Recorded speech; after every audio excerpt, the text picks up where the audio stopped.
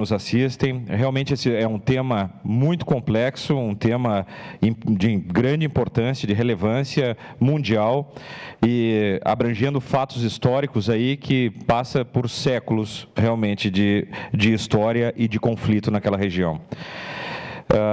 Eu faço das minhas palavras também a do vereador Lucas. Nós somos absolutamente contra o terrorismo, contra a morte, contra qualquer tipo de violência.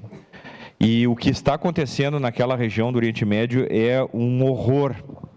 Um horror. A guerra, ela é um horror. Crianças morrendo, a população toda em desespero.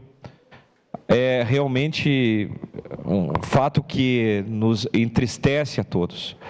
Nós devemos ser promotores da vida, defender políticas, né, que defendam a vida. E quando nós vemos essas coisas acontecendo pelo mundo, entristece a todos. Dizer que realmente a moção, e adianto que votarei favorável à moção, porque ela fala em ir contra ataques criminosos cometidos por terroristas palestinos.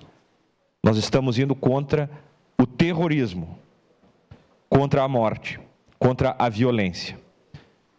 Mas também dizer que estes atos nós não podemos identificar como sendo da comunidade palestina. Esses atos são de um grupo terrorista palestino.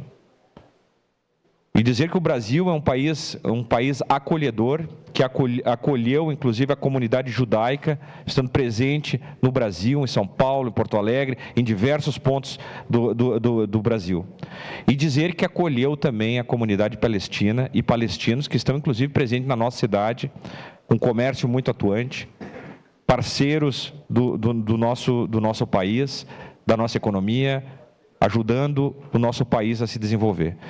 Então, nós defendemos tanto palestinos quanto israelenses e somos absolutamente contrário ao terrorismo.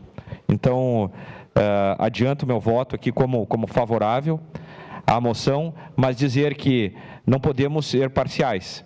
Temos que defender a vida tanto de israelenses quanto de palestinos e defender a vida, de um modo geral, a vida de todos. Obrigado, presidente. Era isso.